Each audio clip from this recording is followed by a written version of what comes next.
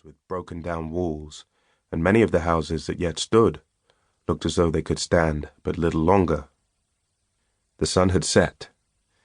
Indeed, it was already so dusk that the lower or sea end of the street was lost from sight. There was a little fog or smoke wreath in the air, with an odor of burning weeds, and that first frosty feeling of the autumn that makes us think of glowing fires and the comfort of long winter evenings to come. All was very still, but I could hear the tapping of a hammer farther down the street, and walked to see what was doing, for we had no trades in Moonfleet save that of fishing. It was Ratsey the sexton at work in a shed which opened on the street, lettering a tombstone with a mallet and graver. He had been mason before he became fisherman, and was handy with his tools, so that if anyone wanted a headstone set up in the churchyard, he went to Ratsey to get it done.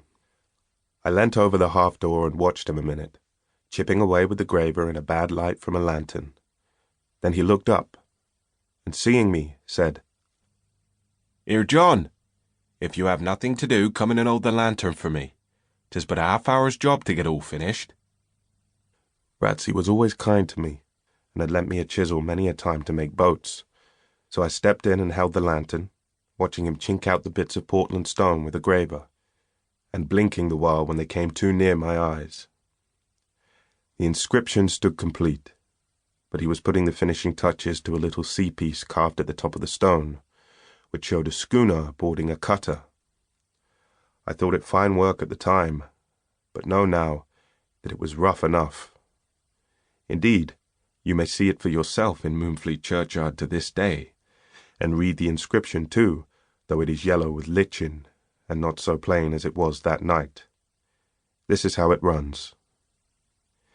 Sacred to the memory of David Block, aged 15, who was killed by a shot fired from the Elector schooner, 21st June, 1757.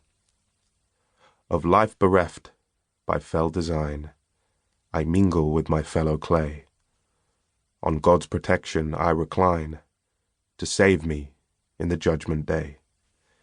Thereto must you, cruel man, appear, repent ere it be all too late, or else a dreadful sentence fear, for God will sure revenge my fate.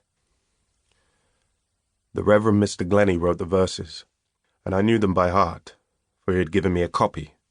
Indeed, the whole village had rung with the tale of David's death, and yet it was in every mouth. He was only child to Elzevir Block, who kept the Why Not Inn at the bottom of the village, and was with the contrabandiers when their ketch was boarded that June night by the government schooner. People said that it was Magistrate Maskew of Moonfleet Manor who had put the revenue men on the track, and anyway he was on board the Elector as she overhauled the ketch. There was some show of fighting when the vessels first came alongside of one another, and Maskew drew a pistol and fired it off in young David's face, with only the 2 gunwales between them.